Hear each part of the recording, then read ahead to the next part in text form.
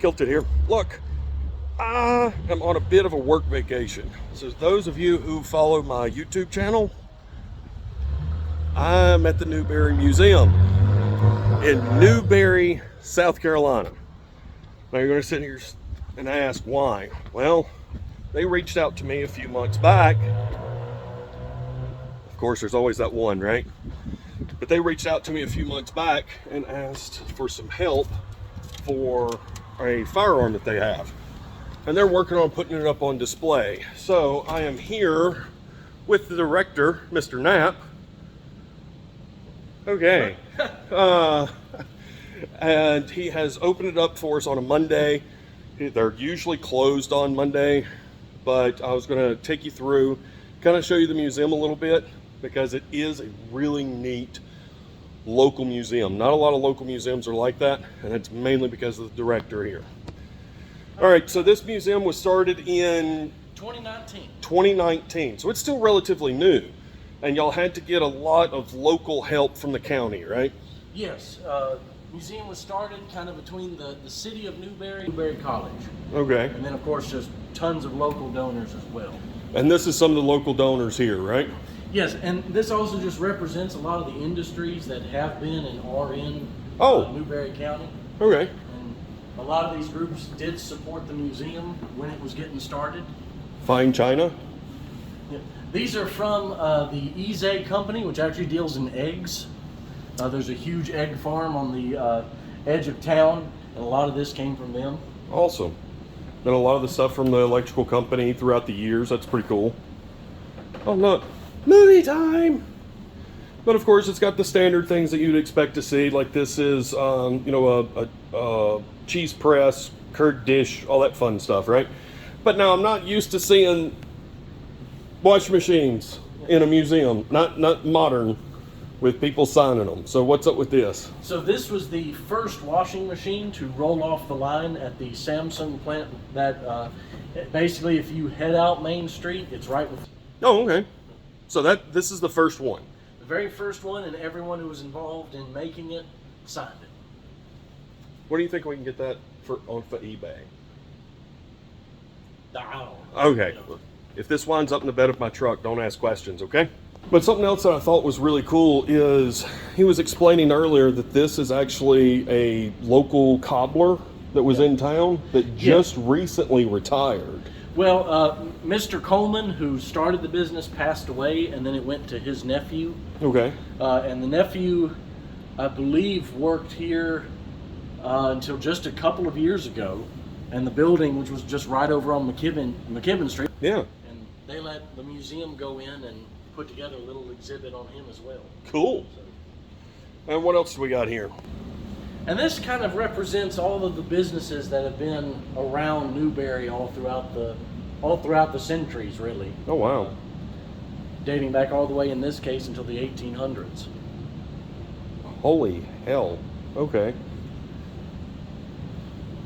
Yeah, there's a lot of people nowadays that don't know how to read that. Saying. All right, so they're here, and of course, there has to be some local pride, right? The V12 program, right? Of course, football. That is made for concussions. Okay. That's actually a really cool desk. I like that. That might be in the truck with, the washing machine. Just saying. What is this? Is this just a map of the college here? That is actually a touch screen of the college, so you can actually hit buildings on it, and it'll pop up and give you the history of the building. Also have, come on, cooperate. Yep, historical images of each building. So this gives you an idea of the history of each of the structures that are on the college campus. Yeah, that's kind of cool, actually. That's a little too much technology for me, but cool nonetheless. Now, is there anything about the Native American stuff here? So the original name for Newberry College's sports teams, they were the Newberry College Indians. Yeah. A lot of different versions of why they were called the Indians. One of the more prevalent theories is kind of as an homage to some of the local tribes, which would have been the Catawbas, the Cherokees, and the Saludas. Okay. And so a lot of this stuff actually comes from when Newberry College was the Newberry College Indians. Oh, okay. And later on, they changed to the Newberry College Wolves. Oh, so they're the Wolves now? Yes. Okay, so I guess it's fine to have, some of their plays out here because they're no longer the Indians, so these aren't secret anymore. Yeah, right? these aren't secret. Okay, that's good. That's good. We don't want to sit spreading any secrets or anything. Now, this, if anybody is looking for something to buy me for Christmas, it would be this, right? This is a 20-pounder gun, right? At that nosy neighbor? No, you don't. Now, this stained glass, this I'm interested in. What do you got on this? This is beautiful. So this is St. Paul and was taken out of the Lutheran Church of the Redeemer, which is on Johnstone Street, so maybe a block from the museum. Okay. They were doing a bunch of renovations in the 80s, and this was a stained glass window that had to actually be taken out when they built an addition onto the church. And so it kind of went between church storage, personal storage for about a good 20, 30 years. Wow. And luckily enough, remained intact. Yeah. And so the museum got it, and it's kind of our transition from the rest of the exhibits into the college, because the Lutheran Church of the Redeemer was actually very instrumental in getting the college formed. Oh, wow. And so that's one of the reasons why we have it where it's located. Well, and this way everyone can see it, and it can also be preserved, because heaven forbid this gets put in like a basement or a barn or something like that. Yeah. Religious stuff aside, this is beautiful, Yes. right? Yes.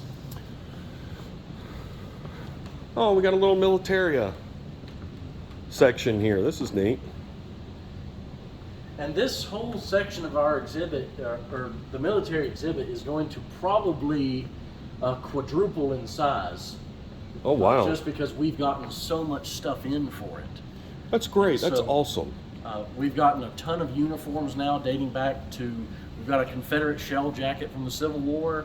We've got World War I uniforms, several World War II uniforms representing every branch. So Wow. this whole exhibit is just going to explode in size. And the way we're hoping it'll go is it'll start with the Revolution, which was very big here in Newberry County. Yeah. Go all the way up and then conclude on interviews with surviving veterans. Oh, wow. And I actually have a lead now on the oldest surviving World War II veteran in Newberry County. Oh, wow. So I'm going to try to talk to him and just get firsthand accounts from all these veterans who Yeah. are still surviving. Yeah, because they not only have, stories about the history side of the battles, but also the funny, comical, while we're away from the lines kind of stories that really make it personal. And I say you've also got several really good photographs of some of the National Guard and the military throughout Newberry here. That's pretty cool. Now, I don't remember us doing anything in 1876. Is this for some type of centennial celebration or something? So this is the flag of the Newberry Rifles. 1876 was to put it mildly, a rough year for South Carolina. Yeah? You're just coming out of the end of the federal occupation after the Civil War. Yeah, You're Reconstruction. kind of approaching the end of Reconstruction.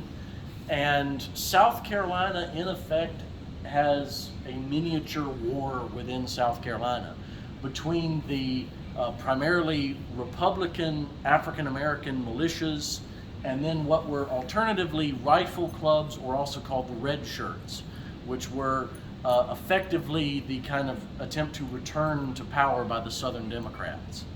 And this was the flag of the local rifle club, which was actually involved in some skirmishes with state militias, particularly over in the neighboring counties. Wow. And these flags of these groups do not typically survive. Yeah, because this looks like it was hand painted. You Yeah. see what I'm saying? That doesn't look like something that's sewn or like we're used to now, to where everything's printed. That actually looks like somebody took their time and hand painted all of that. That good with a paintbrush, to be 100% honest. Neither am I. Okay, I couldn't do that. Now these are of what, the towns in the county? Each of the municipalities in Newberry County. That's pretty interesting. So we just have little exhibits dedicated to each one, and we are constantly switching stuff out in these cases to just better represent each of the towns. Kind of each of them has a unique history to them. Yeah. Ooh. All of the ones that are Purple. marked with lamps on the top, Yeah. those were founded essentially as stops or watering stops for the railroad. Oh wow. So this is a railroad light. Yes. Oh wow. Each of the railroad lights comes from a different time period too. Like I'm used to seeing that one down there, which I'll get a better look at it, but not so much this one. That is fascinating. Oh, now look at the craftsmanship on that. I like that. Wait a minute. Wait a minute. This is Newberry, right? Y'all have your own monopoly board-ish kind of thing. Yes. I doubt it's licensed, first off. I don't think it's a licensed copy. I'm not going to say anything. Y'all better not say anything. But this is my question. Wait a minute. I've heard stories about red lights. As far as I know, that means stop. Okay, Yeah. okay. I have to ask. Although there are some stories. I'm prosperity. This is pretty neat. Peak.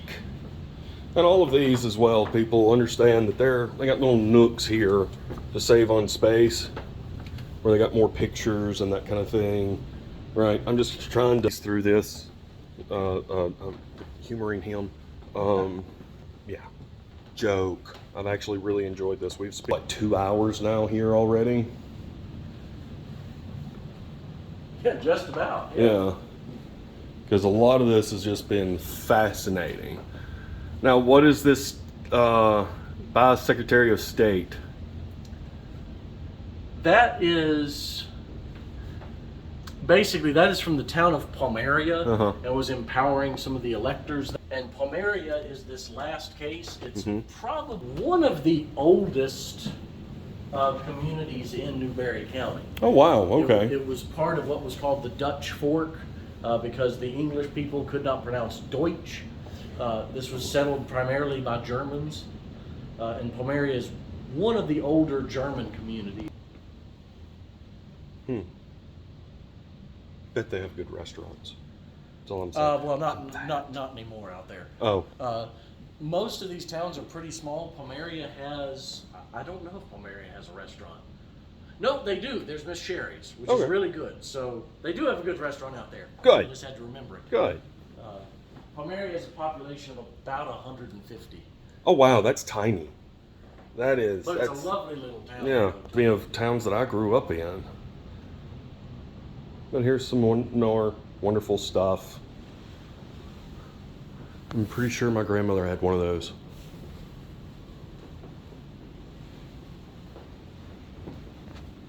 All right, on to the second floor.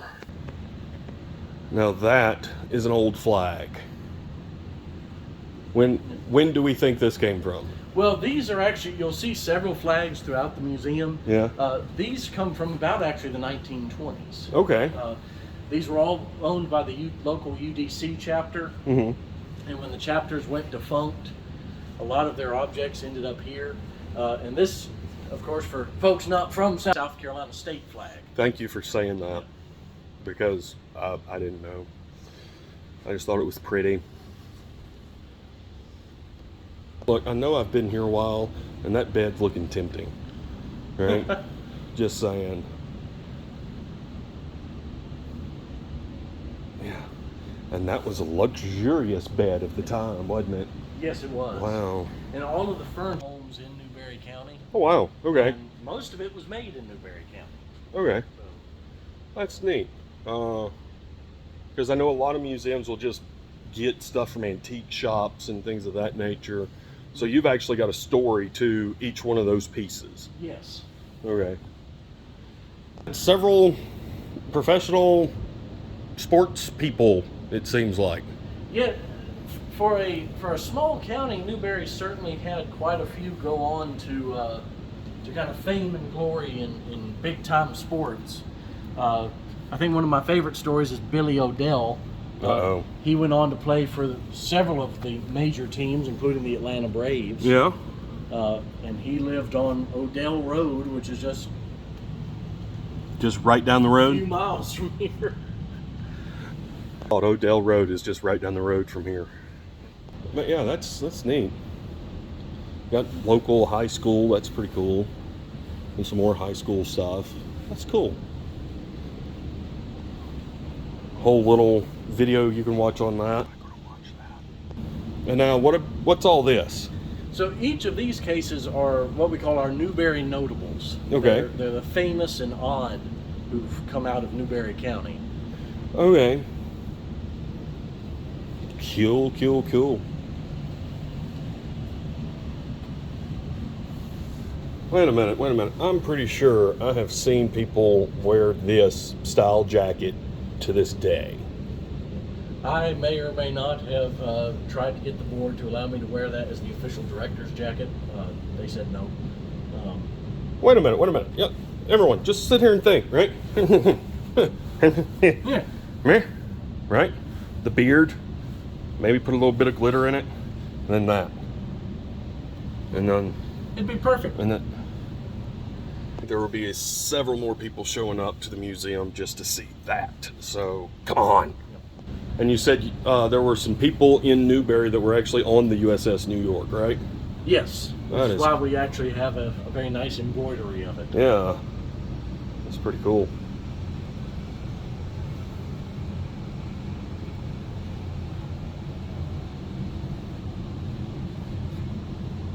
And I'm taking it that this is from the Confederacy? Yes. Yeah. And the painting on the back actually shows some of the companies that were from Newberry County. Most of the ones early on in the war are part of the 1st South Carolina Volunteers. Oh, wow. And if you look kind of in the middle there, you'll see that there is a flag that actually says, presented by the ladies of Newberry. All right, I see the Fair of Newberry to the, what is that? Yeah, Right, that right. was presented by the ladies of Newberry to the Newberry Chargers. Okay. That's pretty cool.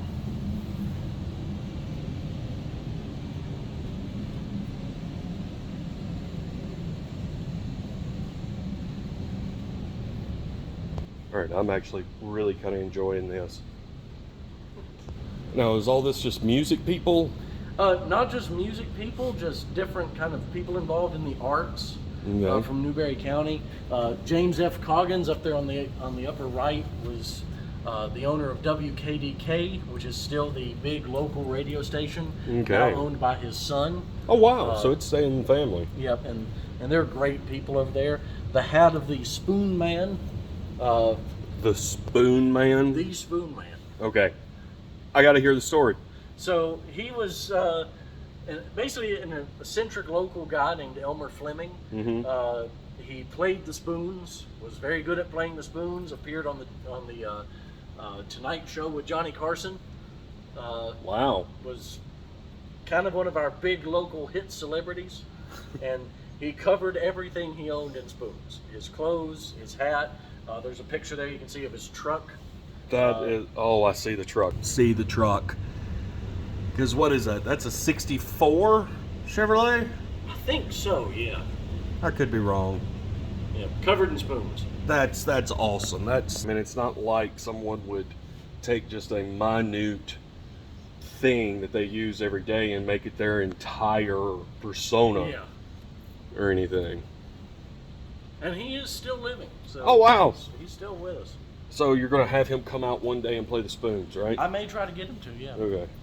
Teach me how to do it. That would be I would pay to watch that. All right, so what is this? So this is a replica of the actual charter of Newberry County, Oh, wow. which was chartered in 1785. Wow.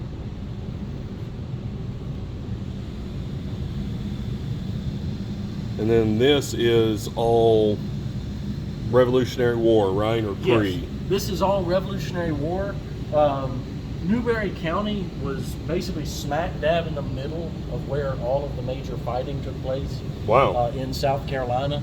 There weren't many big battles here. There were a few skirmishes, but everybody passed through Newberry County. Yeah. Bannister Talton passed through here on his way to the Battle of the Cowpens. Okay. There are several places where he camped, which we're actually currently involved with the SC-250 to document and preserve all those things. So wait, you've got like an archaeology team out there digging stuff up now? Well, not really archaeology, but we're going through like the records, we're going through the maps, we're trying to figure out where things were actually located based on mainly physical descriptions that were in the records that these guys left. Okay, I mean that's still pretty cool, Yeah. but I was getting full ready for like Indiana Jones, Yeah. right? Now, Like I one can day- change my hat really quickly. Yeah. Now there is talk. There are a few sites that we would not mind doing archaeology on, just to try to figure out more definitively that that's where they were. All right, I'm just going to go ahead and call it. Don't let Harrison Ford out there. Yeah, Okay. I won't. Oh, see, and you know, I know what I said earlier about Christmas, but you know, I got a birthday too, right? So yeah. Wait a minute. There's some stuff missing on this one. So this one y'all were saying earlier was dug up. Yeah, it was found near the campus of Newberry College. Okay. Actually, was owned by the college for many years. The prevailing theory is so when settlers landed, they would often buy stuff from like swivel guns. Yeah. So the theory is that this was purchased, brought inland, and kind of maybe when the British were coming through. They did not want the British to take anything like this, so they spiked it, made it so it couldn't work, and then buried it. Well, I mean that makes sense. If you can't take it with you to bribe the enemy.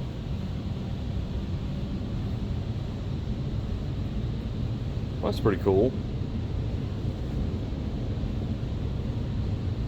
And then here we've just got a bunch of native artifacts, that kind of thing. There were several villages, pre-European settlement throughout the county, and most of these artifacts were found in Newberry County. Okay.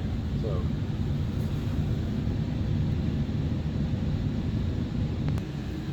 Hey, look, buttons. I like buttons. Wait a minute. You've got some 1918 Red Cross buttons. That's actually kind of cool.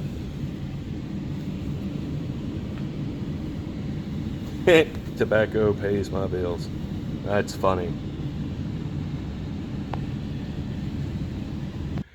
Now we're actually down here in the basement, right? And they have some usual stuff, but also some kind of cool stuff. So to start us off, dairy cows, right? Obviously, dairy is a big part of this county, right? yep, still is. Still is, okay. But, you know, cow. So this is kind of stuff that you would, no offense, but you would see at a lot of, you know, museums is local agricultural stuff. You actually made candles here. Was that a company, or was that just a... Well, this is an exhibit explaining kind of the history of light. Oh, okay. It was done kind of in cooperation with the local utility companies. Oh, wow. And so just explaining kind of how we got to where we are today with light. That's actually And kinda some of the interesting. ancient artifacts in there were actually found by a local archaeologist who worked over in the Middle East. Oh, wow. So- So now that you've said that and it's on video, means that you're probably going to get some like phone calls from like the director of the museum in Egypt Yeah, demanding just their stuff don't back. tell anybody. Yeah. Shh, don't tell nobody. But now this is something that I saw earlier, and I was just telling him, I really wish more places, especially museums, had stuff like this, and that's for kids. So here's a little thing just showing kids' toys from back in the day, right? Their desk, that kind of thing, so on and so forth, kind of common. But then they've actually got a model train set that's kind of based on the city of Newberry. And you were saying earlier that y'all are working on setting it up to where you push a button, the kids can push a button and it runs. Yeah, there's a lot of plans for this room. We'd like to have it so that there's a button so kids can come in, push the button, and the trains run for them. That'd be cool. Also, just a lot more hands-on stuff for kids. And so we're currently working on grants and designs for kind of what this room's going to look like. I mean, I see you got, certificates and things of that nature, right? And travel vouchers, so on and so forth. So that's pretty cool. And then you've even got little spots, little cubbies so the kids can color, right? I like that. That is neat. Other museums take notice. But now, do this one, but I think it's awesome for kids to be able to do. Basically, generating power, right? You turn the little crank, light bulb comes on, right? I know my daughter absolutely loved playing with that earlier. So, yeah. Anyways, let's go take a look at their temporary exhibit that they'll have up till September, you said? Yep, up until about mid-September. Awesome, from now till mid-September, so hang on. So we just got to go from the basement.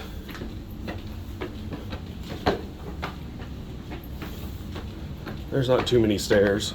And for those of you wondering, yes, they have an elevator. And for those of you that are also wondering, yes, I took it earlier. Don't be shameful. So this is their exhibit, meeting on the level, Newberry County Freemasonry. And you're saying you have exhibits from how far back on this? So it really begins with an early history of Freemasonry and how it got to South Carolina. Okay. And then it concerns every lodge in the county. Wow. And as far as we can tell, the first lodge in Newberry County was chartered in 1811. And the oldest continually existing lodge in the county was chartered in 1853. Wow, that's right before the Civil War. Yeah. But then you've also got Masonic positions and kind of a brief description of that. And then you've got, what is this, the York Rite? Yep, this is York Rite Royal Arch Masonry regalia. Yeah. The mannequin looks happy. I like it. And now you were telling me something very interesting about the conch shell earlier. Yeah, I think this is one of the neatest artifacts we got just because of the story. So this comes out of the lodge in Little Mountain, which is one of our towns here. And according to the members there, when the lodge was first chartered in 1910, one of the members would get up on the roof with this conch shell whenever there was a meeting and would blow the conch horn to let the town know that there's a meeting going on. And so, okay, neat way to get all the brothers in. Yeah.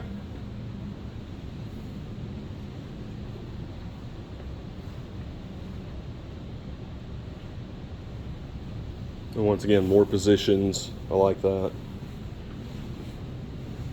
And some more York Rite, right? Yep, the York Rite, actually the York Rite starts here at the same time as that oldest lodge. Really? And it is still very active in the county. Good. It needs a propeller on top.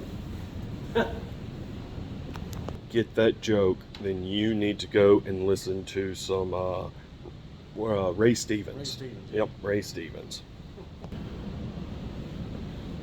Now, you were telling me that this almost killed you earlier? Yes, I got that out of the Eastern Star chapter in Little Mountain and decided I wanted to get it working. Of course. So I was like, ooh, it'll look really nice all lit up. It would look really pretty. I mean, it looks nice now. And it looks really pretty when it's lit up. But I don't know how long it has been off. And I was able to get every light working, but then when I flipped them all on at once, it electrocuted me. So I decided that it's perfectly fine remaining off. Yeah, yeah, that'd be a good idea. All right. Now that's a goat. Was there a fake goat? So probably a lot of Freemasons have heard the joke about at your third degree you got to ride the goat. Yeah.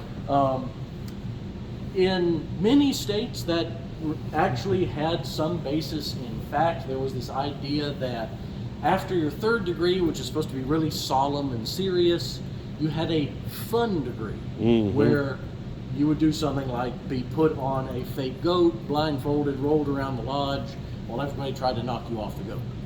So this wasn't like an official thing. This was just kind of done between lodge and lodge, right? Okay. And beginning really in about the 70s and 80s, that practice began to get banned all over the country. South Carolina banned it, and most lodges got rid of their goat. Okay. Little Mountain stuck theirs in a closet. So hey. Billy here survived. So we are lucky enough to actually have an actual goat, an actual Masonic goat. Yeah, that's cool, because I've always heard the joke of the goat. I never actually knew that it was an actual thing. And now this is stuff that gets confused for Masonry, right? Yep. All of these are organizations that are similar to Masonry and are often mistaken for being Masonic. Right. All of these are groups that there's a ton more. These are just the ones that were in Newberry County. Right. So groups like the Odd Fellows, the Knights of Pythias. One of my personal favorites is the group that's in this charter over here. They are the Knights of Honor. They were founded in 1876 as an insurance fraternity. Life insurance? Yeah, this is before the days of the big insurance companies, and so you would actually join a fraternal society to get an insurance policy. And they had a life insurance policy and a sick policy. Okay. Newberry's lodge actually forms in 1877, so the year after the national body forms. They're a huge group. Until about 1915, 1917, there's a huge yellow fever epidemic in the U.S., and they paid out all of their treasury in sick benefits. And so the entire society implodes in 1917. Anyways, these are a few special thanks. Now, you said that there's some other stuff across the way? Yeah, we have an expansion of this exhibit in our theater. So, a theater? Yeah, we normally use it for showing different videos and things related to the county. Right. Have a display here on aprons. Yeah. But right now we have it set up as the language of symbols exhibit. Going into the many hundreds of symbols that Masons use. Yeah. And we have probably, I think, personally, our neatest artifacts in the exhibit. These are 3 masters carpets. These are what was used in the late 1800s to teach new Masons about all of the different symbols. Wow, okay. And these actually come out of the lodge in Whitmire. And they're like made out of canvas, right? They're painted canvas. Wow. Yeah. Once again, I'm not that good of an artist. I couldn't do that. So you said there was an interesting story that I had to wait and hear about this gavel. So what is it? So this gavel is actually out of a lodge in North Carolina. Right. But probably dates to somewhere around the 1750s. Wow. Comes out, we know it is from Germany. Okay. And we know it is from the 1750s. One of the stories I have heard is that it was brought back after World War II by a member of the lodge, was possibly from a collection of stuff that the Nazis had stolen after basically eradicating the lodges in that part of Germany. The Nazis did not like Masons. And I have also had one guy who is very knowledgeable in religion, and he looked at it and he thinks it might be out of a lodge that was predominantly Jewish. Oh, wow. And that is because that stem, the handle, looks exactly like, and I cannot remember what it is called, but it's actually the pointer used when reading a Torah.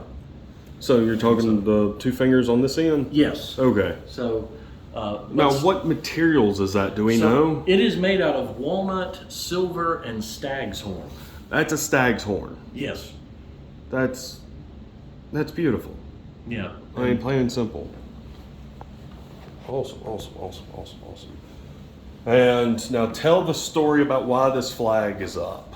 So the lodges in Newberry County have a tradition of the basically each lodge has a flag, and if 5 members of another lodge visit at one time, they can actually steal or capture the kitchen flag.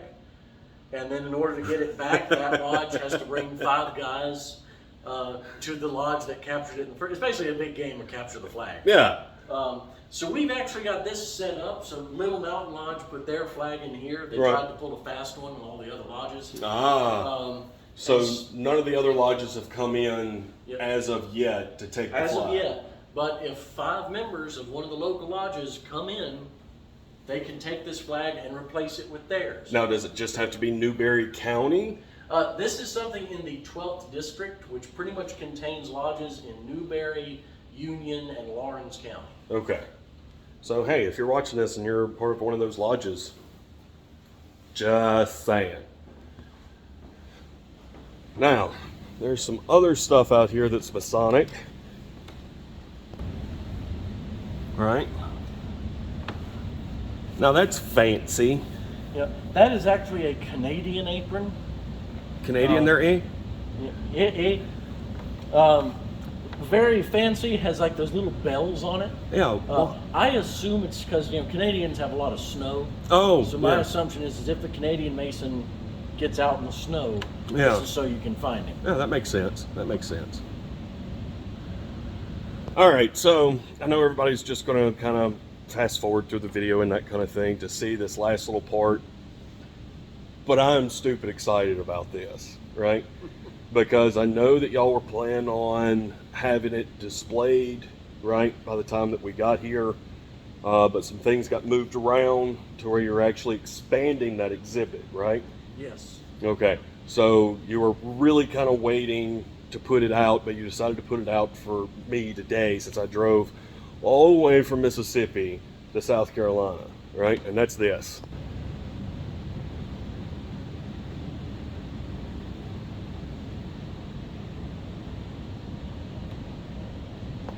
Now, for those of you that don't know what that is a Maynard conversion of a musket. Go to the YouTube channel, and I actually did the conservation on this, and I was extremely honored and humbled that a museum would do this for me. But I get here, and he told me, hey, there's some things that we're going to do to give me a little bit of recognition once they get the whole thing put up. But he said, I just wanted to go ahead and put these out for the video today. So I'm going to let you pause on 2 of them. I'm going to try to get the light. There we go. But they actually know or have a good assumption that it was issued to Major Fulmer, right? Yeah. Based on the family records and the family accounts, we're pretty sure that that's who had it. Okay. Now, little history on Fulmer. Yeah. So he was in the 15th South Carolina, which was one of the 2 big regiments from Newberry County in the Confederate Army. It would make sense that he would be issued something like this. The federal government contracted to make about 20,000 of these. Then they decided, we don't really like them. So they were all shipped out to the state arsenals. And we know that South Carolina did get some of those muskets. Yeah. And so it would make perfect sense that when they're having to arm suddenly all these troops, they're dipping into those state arsenals, and they would have been originally issued with muskets like this. So Wow. So this, y'all are pretty sure this went through the war. at least that, considering that he ends the war as a major, Yeah. he at least was carrying this early on. Yeah. So That's- you figure this would have been in the early battles, at That's least from 61 fast. to 62. But this is the part that almost made me cry. Because if you go back on the video, you'll actually see, right, this gun while it was still covered in Rust-Oleum. It was on there so thick we couldn't even see what date it was manufactured, right? And that's because for some, that's actually written right here, okay? So all of this was just covered up with paint. I mean, there's no other way of putting it. Someone thought that they were doing something really good. They weren't. And it was an honor and a pleasure to do that. And I appreciate y'all